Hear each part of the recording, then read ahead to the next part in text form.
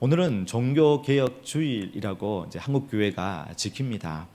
10월 31일이 종교개혁의 날이죠. 그래서 10월 마지막 주를 교회들은 종교개혁 주간, 주일 이렇게 해서 지킵니다. 종교개혁을 하면은 이렇게 생각을 하면 독일의 마틴 루터를 잊을 수가 없습니다. 루터는 그 청년 시절에 내가 만약에 하나님 앞에 서서 그 심판대에 선다면 과연 나는 하나님 앞에 인정받을 수 있을까? 하나님은 나를 보고 뭐라고 하실까? 늘 이 고민 가운데 자신의 삶을 돌아보았다고 합니다. 그래서 항상 자신의 삶 속에 경건의 훈련을 해갔던 거죠. 그러는 어느 날 숲속을 거닐다가 갑자기 하늘이 그냥 어두워지면서 천둥 번개가 치는 겁니다. 그리고 이 루터 옆에 있던 큰 나무에 번개가 내리치더니 이 나무가 쓰러지고 불이 붙게 되었죠. 그것을 보고 놀란 루터는요, 하나님, 저 살려주십시오. 저 살려주시면 평생 성직자로 살겠습니다. 이 고백을 하게 되는 거죠. 그래서 그 다음부터 그의 인생은 이 성직자의 길을 가게 되었습니다. 수도원에 가서 열심히 금식하고 기도하고 경건 생활을 정말 엄격하게 했습니다. 자신을 향하여 그 엄격한 잣대를 가지고 경건의 훈련을 했는데요, 그 마음에 깊숙이 들어오는 죄의 근본적인 원인, 그 근본적인 죄책감은 지울 수가 없었습니다. 그는 비텐베르그 성당의 사제가 되고 대학의 신학 교수가 되면서도 늘 이 고민 가운데 살고 있었죠. 그런 중에 로마 교황청을 방문을 하였습니다. 교황청에 들어가서 이제 가는데 그 많은 계단을 이 거룩한 계단이라고 생각을 하고 납작 엎드려서 어떤 얘기는 뽀뽀까지 하면서 그것을 계단을 올라갔다고 합니다. 그런 가운데 마음속에 하나님의 말씀이 음성이 들리는 것처럼 느껴졌습니다. 오직 의인은 믿음으로 말미암아 살리라. 오직 의인은 믿음으로 말미암아 살리라. 주의 말씀이 귓가에 들리는 것처럼 마음에서 울려 퍼질 때 딱 깨달음이 오는 겁니다. 왜 내가 이런 고행과 이 어려움을, 이 고통을 내가 스스로 가지고 사는 건가? 꼭 이렇게 해야 되는 건가? 믿음으로 어렵게 되는 것을 왜 몰랐을까? 이걸 깨닫게 되는 거죠. 그러면서 이 마음, 이 루터의 마음 속에 깨달음이 생기게 된 것입니다. 하나님의 말씀에 대한 깨달음으로 이 현 시대를 보니까, 로마 가톨릭 교회에 얼마나 이 성경에서 벗어나 있고 하나님의 권위보다 더 위에 있는지를 보게 된 거죠. 그 속에 부패와 타락상을 눈으로 보았습니다. 그리하여 이 마틴 루터는 마음속에 바로 교회를 세우기 위하여 자신을 드리기로 마음을 먹었죠. 그래서 1517년 10월 31일에 비텐베르그 성당 그 게시문에 자기가 방방문을 씁니다. 95개죠.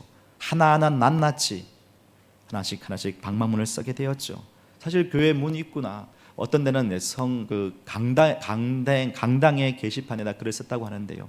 우리 옛날에 이제 보면 대학에서 요즘에는 다 인터넷이 다 발달되어 있지만 그 당시는 대자보를 붙여서 좀 많은 사람들이 보게 했지 않습니까? 그처럼 95개조 방방문을 붙여서 좀 토론하게끔 이야기를 하게끔 그렇게 했는데 그게 이제 종교개혁에 많은 영향을 끼치게 된 것입니다. 당시의 로마 가톨릭은요, 무소불위의 권력을 휘두르었습니다. 최고의 권위는 왕이 아니었습니다. 교황에게 있었습니다. 성경 해석을 할 때도 그 최종 권위는 교황에게 있었습니다. 이렇다 보니까 교회는 사유화가 되었고요, 또 성직 매매가 성행했고 하나님보다 우위에 있게 되었습니다. 더 나아가 인간의 죄 문제에 대하여 로마 가톨릭은 손을 대기 시작했습니다. 인간이 죄를 지으면 순례를 하거나 고행을 통하여서 이 죄를 줄일 수 있다고 보았습니다. 죄의 값을 치르게 된다고 보았습니다. 그렇게 가르쳤지요. 만약에 그럴 형편이 안 된다면 돈을 내세요. 돈을 가지고 오면은 죄의 문제를 해결할 수 있다라고 가르쳤습니다. 참 묘하게도 1506년에 로마의 베드로 대성당을 짓기를 시작했는데요. 건축은 지금이나 예나 건축비가 많이 들지요.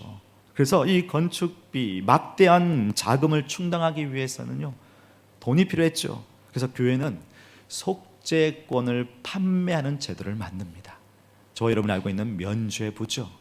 이 면죄부, 죄의 결과로 겪어야 하는 형벌을 삭감해주는 수단이 이 면죄부에 있었던 것이죠.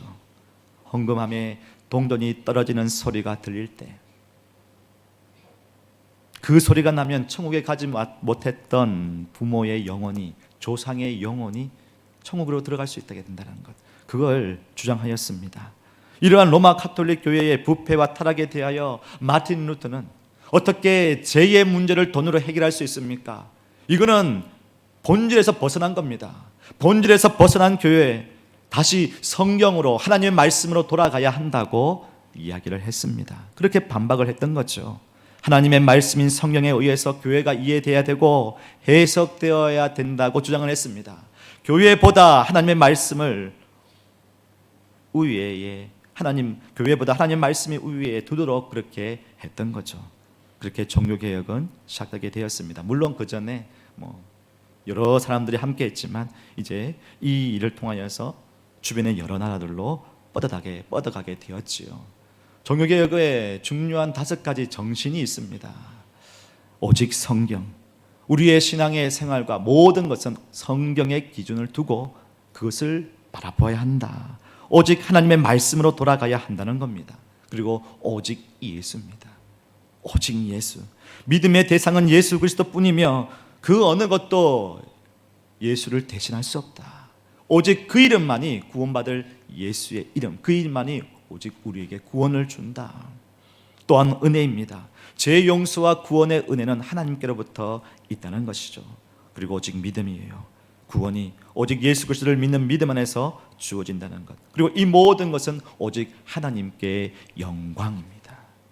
우리의 모든 존재의 이유는 하나님께 영광을 드리는 것이고, 그리스도인이 살아가야 될 것은 오직 하나님께만 영광을 돌릴 뿐이다. 그렇게 이야기를 하였습니다.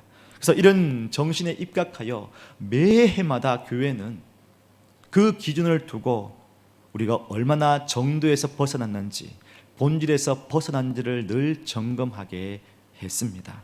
시대는 다르고 많은 세월이 흘러갔을지라도, 문화는 다 다를지라도 참된 교회가 바로 서 있는지 항상 이 주간에 돌아보았죠. 그래서 회개도 있었습니다. 돌아보면서 우리가 하지 못한 것도 보았습니다. 그리고 어떻게 하면 참된 교회의 본질을 쫓아서 나갈 것인가. 초대교회가 세워지고 그리고 많은 시간이 지나서 교회가 타락할 때에 다시금 바로 그 정신을 바로 새겼던 그 종교개혁을 주간을 통하여서 현 시대의 교회는 어떤 길을 가고 있는지를 돌아보았습니다. 기준이 있으면 좌우로 치우치지 않죠. 기준이 있으면 내가 얼마만큼 멀리 떨어져 있는지를 보게 됩니다. 우리의 교회가 하나님의 말씀의 터 위에 서 있는지, 예수 그리스도를 바로 믿고 있는지, 그 믿음으로 말미암아 구원을 받아 하나님의 영광을 위해 존재하고 있는지, 그렇게 살아가고 있는지 우리를 돌아보아야 한다는 거죠. 이 기준을 놓쳐버리고 정도를 벗어나면, 여러분 한번 정도를 벗어나면요, 그게 맞는 것처럼 보여서 계속 가게 됩니다. 그래서 이 정도에서 이 곁길에서 다시 정도로 돌아와야 되겠죠. 무엇을 통하여서요? 하나님의 말씀을 통하였습니다. 그래서 디모데후서 3장 16절, 저와 여러분이 잘 암송하고 있는 말씀이 한번 같이 선포해 볼까요? 시작. 모든 성경은 하나님의 감동으로 된 것으로 교훈과 책망과 바르게 함과 의로 교육하기에 유익하니. 맞습니다. 때로는 교회마다요, 각자 자기가 원하는 좋은 교회의 상이 있습니다. 그리고 사람들마다 그 시대에 바라보는 상이 있습니다. 근데요, 그 시대마다 우리가 온전한 기준, 절대적인 기준이 되지 못해요. 오직 성경만이 정확무오하며 변함이 없는 말씀이죠. 그 감동, 하나님의 감동으로 된 말씀이 교훈합니다. 또 책망합니다. 곁길로 갔을 때, 그래서 바르게 함을 통하여서 정도를 걷게 해줍니다. 그래서 하나님 말씀을 통하여서 종교개혁이 또 이루어졌고, 또 오늘 본문에서도 요시아의 개혁도 이루어진 것을 볼 수 있습니다. 하나님의 숨결, 하나님의 감동, 하나님의 호흡, 이 생명이 있는 이 말씀을 통하여 교훈과 책망과 바르게 함을 통하여서 기준길을 그 정도를 가게 된 거죠. 이번 정교개혁 주일을 맞이하여 우리의 신앙을 점검해보고 또 우리가 이주 교회이지만 교회가 참된 본질을 갖고 있는지 그것을 돌아보는 이 복된 시간이 되기를 주님의 이름으로 축복합니다. 오늘 이제 두 번째로 이제 요시아의 종교개혁을 볼 건데요. 오늘 본문에 나오는 남유다 15번째 왕은 요시야 왕입니다. 요시아는요, 선한 왕으로 인정받는 왕이었습니다. 남유다 전체를 하나님의 나라의 백성으로 세우기 위하여 자신을 드렸던 왕이죠. 그가 왕위에 오른 나이가 1절에 보면요 8세입니다. 8세. 정말 여러분 정말 어린 아이의 나이대의 왕으로 등극을 하였습니다. 그리고 역대하 34장 3절에 보시면 이제 8세 다음 8년이 지난 다음에 하나님을 비로소 찾았다고 합니다. 한번 3절 한번 읽어볼까요? 시작. 아직도 어렸을 때 곧 왕위에 있은 지 8년에 그의 조상 다윗의 하나님을 비로소 찾고 제12년에 유다와 예루살렘을 비로소 정결하게 하여 그 산당들과 아세라 목상들과 아로새긴 우상들과 부어 만든 우상들을 제거하여 버리매. 여러분, 어린아이 8세가 뭘 할 수 있겠습니까? 그 당시에는 이 아수르가 강력했는데요, 조금씩 힘이 빠지는 그런 시기였습니다. 그리고 강대국 바벨론이 신흥 강대국이 되어서 힘을 모으고 있었습니다. 그리고 저 밑에 애굽도 다시금 그 찬란한 영광을 회복하기 위하여 재기를 노리고 있었죠. 그리고 8세가 되니까 그 아버지뻘, 더 나가서 할아버지뻘 되는 원로들이 얼마나 많았겠습니까? 그런 이야기 속에서 그 모든 상황 속에서 이 요시야 왕은 굴하지 않았습니다. 8년이 지났습니다. 16세가 되어서 하나님을 찾았습니다. 물론 그 찾았다는 그 말에는 거국적으로 어떤 외적인 모습으로 찾았다고 하지만 그 마음속에 하나님, 이 많은 외부의 압력 또 내부의 눈치 그 가운데서도 하나님을 바라보고 있었던 거예요.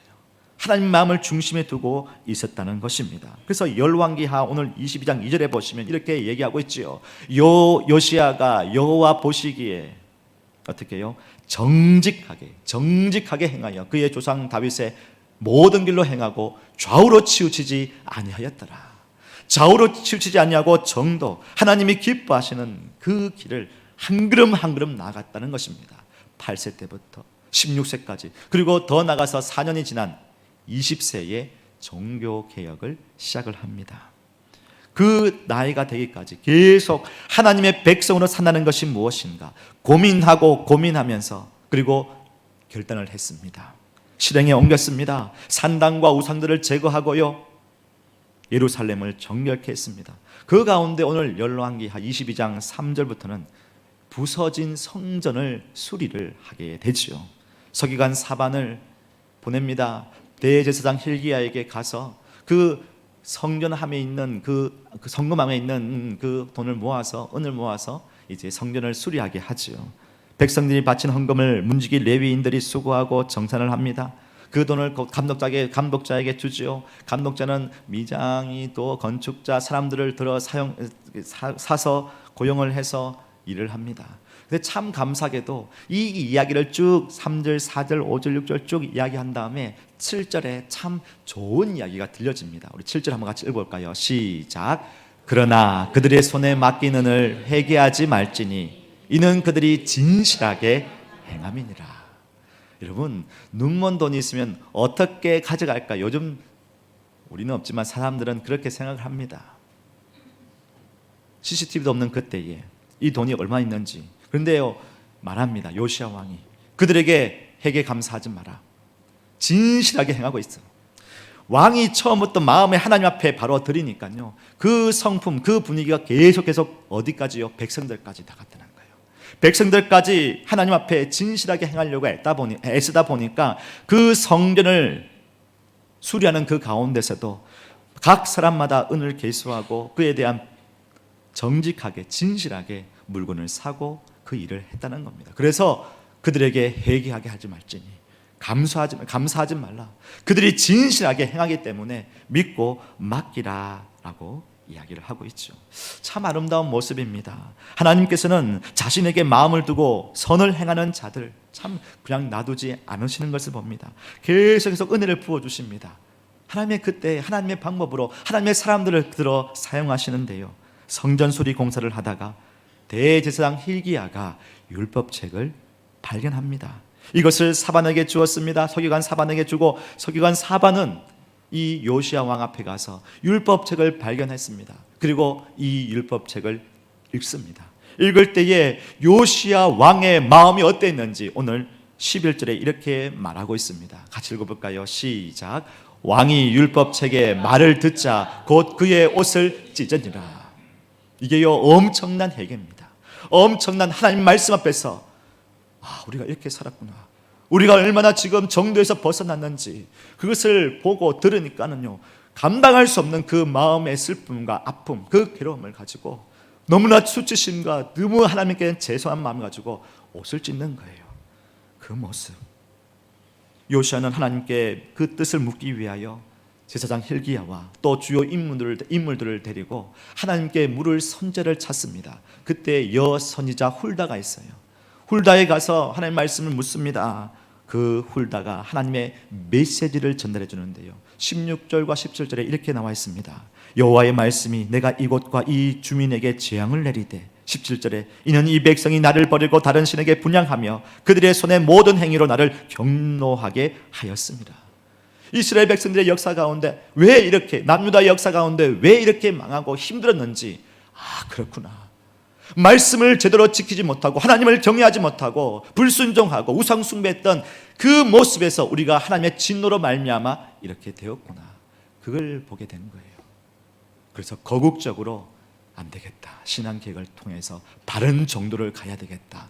이제는 요시야 왕만의 마음의 중심이 아니라 온 백성으로 말미암아 바로 서려고 그의 마음을 다짐을 하게 됩니다. 그런 가운데 이 훌다를 통하여 하나님께서 이 훌다 여선자 훌다를 통하여서 요시야의 그 마음의 중심을 보셨다고 얘기를 합니다. 19절에 보면 이렇게 나와 있습니다. 내가 이곳과 이 주민에게 대하여 빈터가 되고 저주가 되리라 한 말을 너가 듣고 마음이 부드러워져서 여호와 앞 곧 내 앞에서 겸비하여 옷을 찢고 통곡하였으므로 나도 내 말을 들었노라. 여러분, 교회마다 하나님의 마음에 기뻐하고 하나님의 뜻하신 그 사명을 쫓아가는 교회가 있습니다. 그런데요, 하나님의 성도라고 얘기를 하지만 정도를 벗어나서 자기의 유익과 이익을 위해서 살아가는 많은 성도라고 하기 어렵죠. 그런 사람들이 있습니다. 그런 가운데 이 요시야 왕을 보십시오. 말씀 보고 하나님 앞에 통회 자복하고 회개하며 하나님 살려주십시오. 그래서 하나님을 찾았던 거예요. 그래서 여선자 훌다를 찾고 하나님께 뜻을 묻기 위하여 어찌합니까? 그래서 그 마음에 찢으면서, 옷을 찢으면서 나아갔을 때 하나님이 보셨다는 거예요. 그 하나님 앞에서 마음이 부드럽게 되며 단단했던 마음, 굳어졌던 그 마음이 녹아지면서 하나님께 기도했던 그 마음을 보시고 이제 그 요시야를 통하여서 거국적인 그 민족의 종교개혁, 신앙개혁이 이루어집니다. 우상들을 타파하고요, 제단을 다 쓸어버립니다. 그리고 유월절을 지킵니다. 온 백성으로 하여 말미암아 다 모이라고 하고요, 말씀을 듣게 합니다. 그리고 그 언약을 세웁니다. 그 언약을 세울 때 그냥 말 그대로 언약을 세우는 것 같지만 그 하나님과 이스라엘 백성들 사이에서 언약을 통하여 이 언약을 지키지 않으면 짐승을 쪼개 죽는 것처럼 그 언약 가운데 우리가 신실하게 지키겠다는 것을 고백합니다. 그리고 백성들은 그렇게 따르기로 약정하지요. 결단을 내립니다. 종교개혁의 시작을 알렸던 마틴 루터도 그러했습니다. 신앙의 깊은 고민 가운데 하나님 편에 서서 고민하고 그러면서 이거는 아니구나. 많은 사람들이 그것을 느끼는 사람들이 있었을 것입니다. 그런데 용기를 내어서 95개조 방방문을 통하여서 종교개혁의 시작을 알렸습니다. 요시야도 그러합니다. 어린 마음에 하나님을 섬기기로 마음을 먹었고 이제는 나이가 되었을 때에 이 말씀을 들었을 때 우리가 이러면 안 되겠구나 마음을 찢으며 전 거국적으로 전국이 함께, 전 백성이 함께 주님께 나아갔던 거죠. 요시야 왕을 향하여 하나님은 이렇게 평가해 주셨습니다. 열왕기하 23장 25절입니다. 요시야와 같이 마음을 다하며 뜻을 다하며 힘을 다하여 모세의 모든 율법을 따라 여호와께로 돌이킨 왕은 요시야 전에도 없었고 후에도 그와 같은 자가 없었더라. 여러분, 이제 우리에게 그 바톤이 주어졌습니다. 이제 우리의 신앙 개혁입니다. 여러분, 말씀을 보고 읽고 묵상하면서 교회가 어떤 교회로 서야 될 것인지 여러분 우리는 알고 있습니다. 근데 보니까 너무 많이 멀리 곁길로 온 것을 보게 됩니다. 우리의 신앙의 개혁을 우리는 이제 앞으로 해가야 합니다. 가장 먼저 우리의 마음을 돌아보아야 합니다. 루트도 그렇고 요시야도 그렇습니다. 항상 마음의 시선을 하나님께 두었습니다. 끊임없는 신앙의 고민과 그 생각 중에서 하나님께로 향하여 나아갈 때 하나님께서 그 사람을 통하여 일하신 것을 봅니다. 우리 마음에 하나님을 향한 마음을 가지고 있어야 한다는 거죠. 사랑하는 여러분, 우리의 마음의 시선은 어디에 있습니까? 우리의 최고의 관심사는 어디에 있습니까? 우리는 하나님을 향한 마음을 가지고 있습니까? 우리의 신앙의 개혁 중에 우리의 마음 중심이 어디로 향하고 있는지를 바라보아야 한다는 것입니다. 끊임없이 교회가 하나님의 말씀의 터 위에 있는지를 보아야 합니다. 하나님의 은혜로 오직 예수 그리스도를 믿음으로 구원을 받아 하나님의 영광을 위해서 우리 교회가 존재하고 있는지 그것을 보아야 한다는 거죠. 단지 위로받기 위하여, 좋은 정보 얻기 위하여, 아니면 교회 가면은 그래도 우리 아이들에게 도움이 될 것 같다. 물론 신앙에 도움이 되죠. 아이들 믿음으로 양육합니다. 그런데 그냥 다른 것에 더 마음을 두고 있는지 그것을 보아야 한다는 거죠. 우리의 마음이 하나님을 향해 있을 때 물질로 인한 쾌락과 안주함에서 벗어나 예수로 인한 진정한 기쁨과 평안을 맛볼 수 있습니다. 불의로 인하여 유익과 즐거움을 쫓아가기보다 공의를 세우기 위하여 만나는 그 고난과 역경을 견뎌낼 수 있습니다. 영광과 번영으로 내 삶을 꾸미기보다 십자가 고난을 기꺼이 감내하고 받아들이고 그 길을 걸어갈 수가 있습니다. 높은 자리에서 인정받고 비교하며 우쭐대기보다 낮은 자리에서 섬기고 이름도 없이 빛도 없이 주님이 인정하시면 된다는 그 마음을 가지고 우리는 나아갈 수 있습니다. 우리의 마음이 어디를 향해 있습니까? 한 분 집사님이 말씀하셨습니다. 목사님, 코로나 전에는 저희들이 한 번 모이면 가득 찼습니다. 모여서 간식 먹으면요 넉넉했습니다. 걱정 없었습니다. 그런데 우리가 어려움을 겪고 코로나를 만나면서 우리의 신앙에 얼마나 많은 거품이 끼어 있는지를 보았습니다. 서로에 대한 불신과 오해, 상처와 아픔이 있었고 그것을 그리스도의 사랑과 십자가의 은혜, 하나님의 은혜로 보듬지 못하였습니다. 그래서 하나님께서 우리를 가난하게 만드시고 낮아지게 하셔서 더욱 겸손히 하나님을 찾게 만드신 것 같습니다. 그 이야기를 해주시더라고요. 그 말씀을 들으면서 하나님, 참 많이 이제 마음속으로 눈물을 삼켰습니다.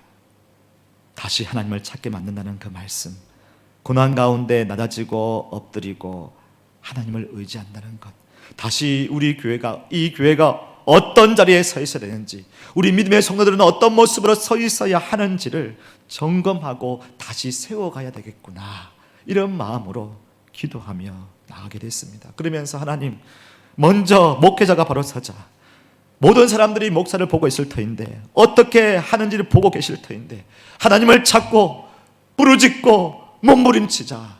그런 마음으로 정말 하나님 앞에 엎드렸습니다. 하나님, 우리 교회에 촛대를 옮기지 말아 주십시오. 우리 교회가 이곳에 세워진 분명한 이유와 목적이 있고 그 사명을 쫓아 우리가 설 수 있도록, 교회가 참된 본질을 가질 수 있도록 하나님 도와주십시오.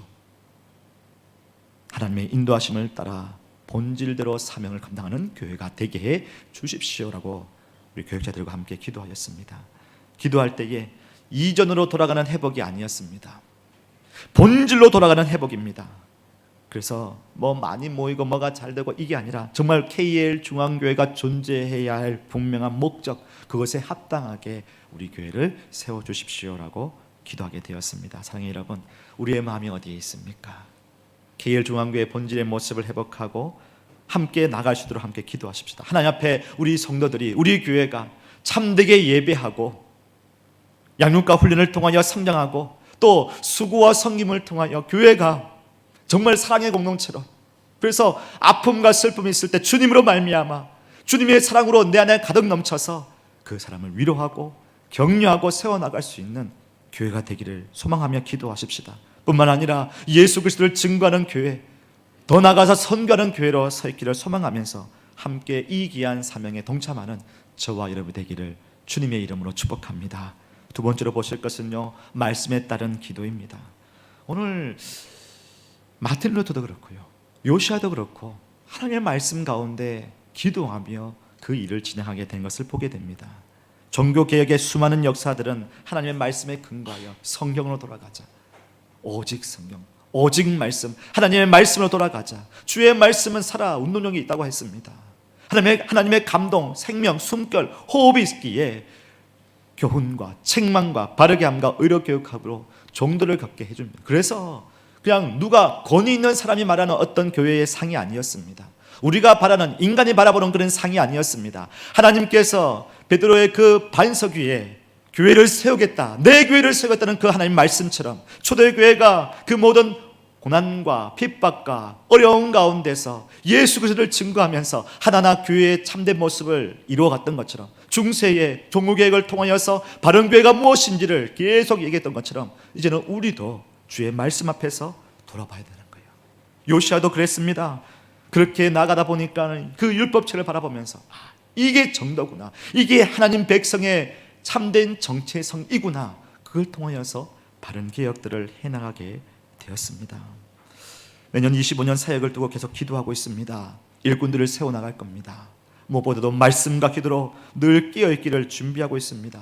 말씀 암송도 계속할 겁니다. 매주일 변함없이 계속할 겁니다. 성경 읽기 통독도 할 겁니다. 그래서 여러분 1년 시작할 때 성경 읽기 표를 또 나누어서 말씀의 사람, 성령의 사람, 한 책의 사람이 되기를 우리가 함께 세워나갈 겁니다. 또 말씀과 함께 교리 공부도 해갈 겁니다. 주보의 한 부분을 교리의 작은 부분으로 이렇게 떼어서 공부할 수 있도록, 그래서 그것을 쓰시고 제출하면 상을 드릴 수 있도록 그렇게 계획하고 있습니다.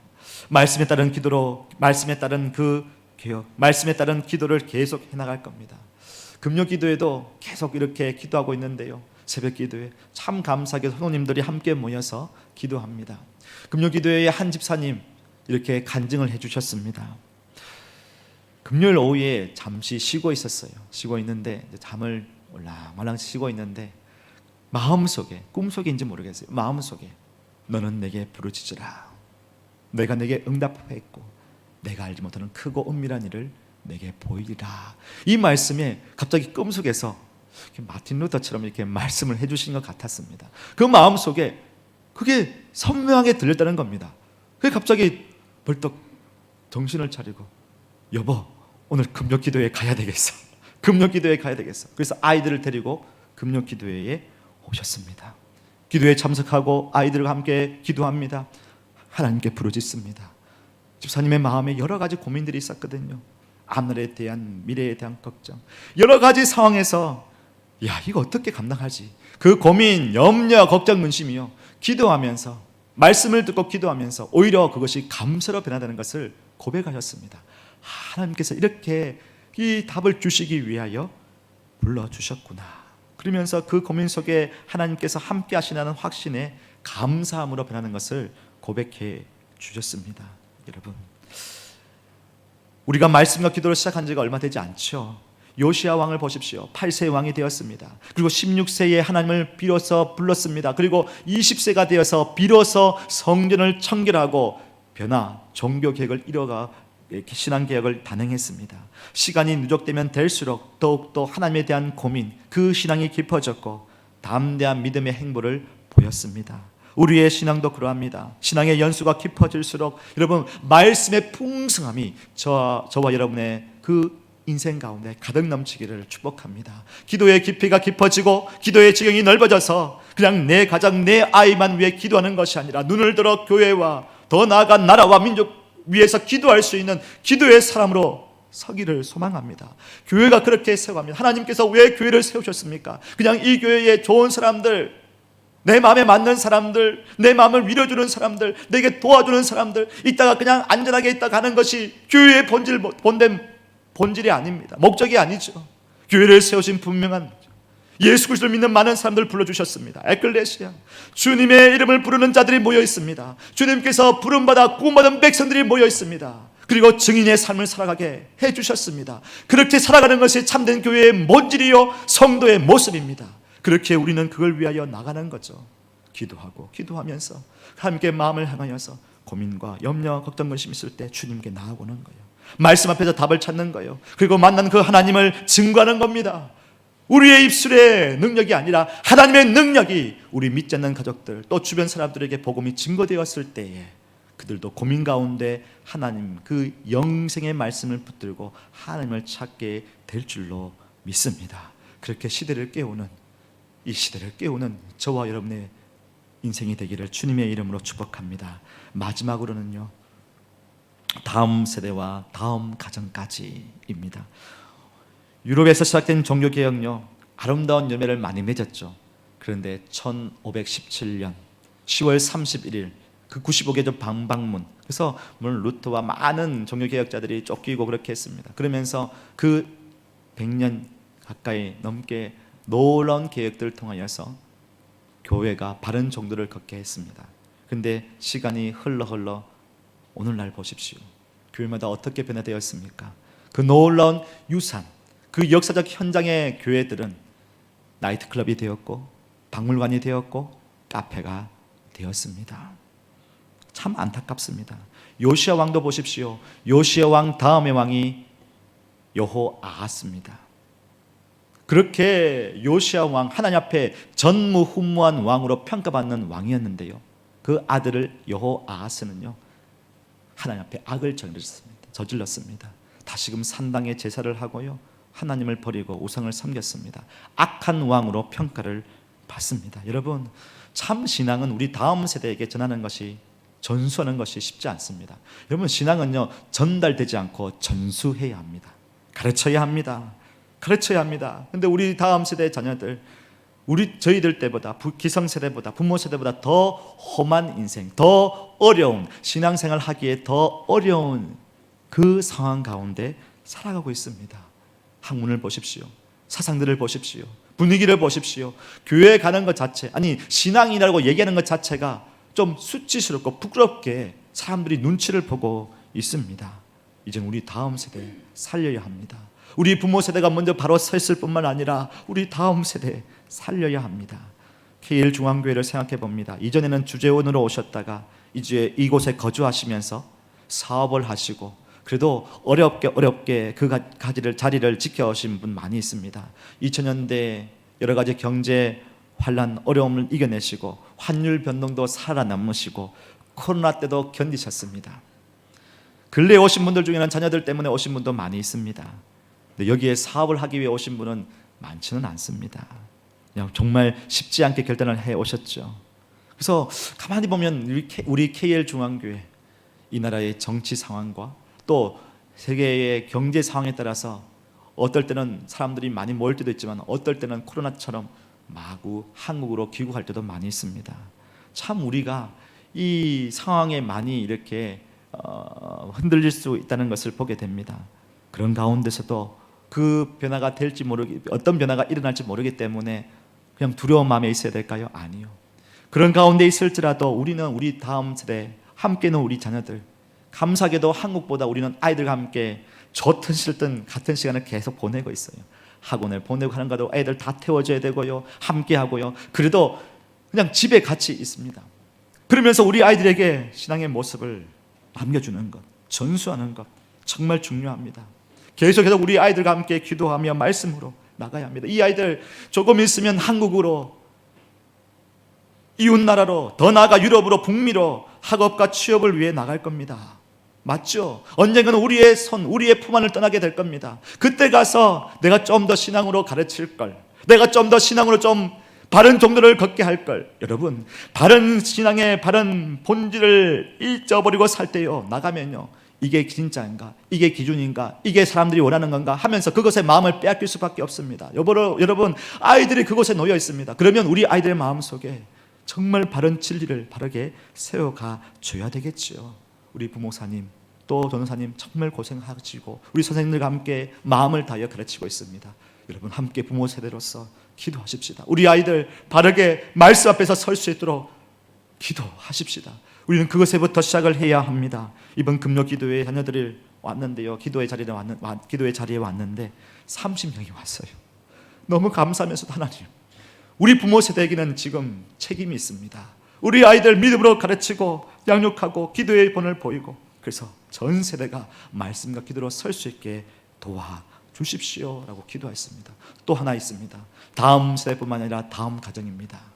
제가요 KL중앙교회 위해서 기도하고 생각하니까 우리가 다음 세대도 생각하지만 다음 가정까지도 생각해야 되겠다. 우리는 3년 있다가 5년 있다가 우리는 또 여러분의 부르신 곳에서 부르신 곳으로 가게 될 겁니다. 그러면요 여러분의 자리에 떠나지만 그 신앙의 분위기, 신앙의 그 색깔은 남습니다. 맞죠? 우리가 뜨겁게 기도하고 또 열정을 하여 하나님의 귀한 일들을 감당할 때 또 한 가정이 우리 교회로 옵니다. 그러면 그 가정도 이 교회는 본질을 찾고 말씀을 찾고 기도하고 주님 앞에 바로 서 있다면, 그리고 서로 사랑하고 섬긴다면 그것이 그대로 이어간다는 거예요. 그런데 그렇지 않고 여전히 우리 마음속에 서로에 대한 마음의 아픔, 비방, 상처, 원망 그 가운데 오면요 그 얘기가 더 펼쳐집니다. 그러면 그걸 듣고 이 교회도 그런 교구나. 그러면 다음 가정은 어때요? 그냥 그것에서 신앙이 시작되는 겁니다. 그냥 우리의 기준, 우리의 신앙의 수준을 하나님이 기뻐하시는 대로 높여서 우리 다음 가정이 와서 또 계속 이런 신앙의 본질을 찾는 교회로 우리 다음 가정까지 세워가야 될 줄로 믿습니다. 함께 기도하십시다. 함께 말씀 보고 그렇게 여러분이 서 있는 그 자리에서 교회의 참된 모습을 보여줄 수 있는 저와 여러분이 되기를 소망합니다. 그렇게 애써서 뭐합니까? 아니요, 하나님은 그 모든 것을 지켜보신다고 했습니다. 우리 마지막 고린도전서 15장 58절 말씀 읽고 마무리하겠습니다. 한번 읽어보겠습니다. 시작. 그러므로 내 사랑하는 형제들아, 견실하며 흔들리지 말고 항상 주의 일에 더욱 힘쓰는 자들이 되라. 이는 너희 수고가 주 안에서 헛되지 않은 줄 알미라. 아멘. 여러분, 이곳에 와서 참된 교회의 본질을 회복하면서 여러분의 삶 속에 성도의 본분을 회복하며 나가십시다. 그 가운데 하나님께서 더욱 힘쓰는 자들 결코 외면하지 않을 줄로 믿습니다. 여러분 주 안에서 모든 수고와 헌신이 헛되지 않은 줄로 믿고 하나님께 상을 받고 이 땅 가운데 복을 누리는 귀한 인생을 사시기를 주님의 이름으로 축복합니다.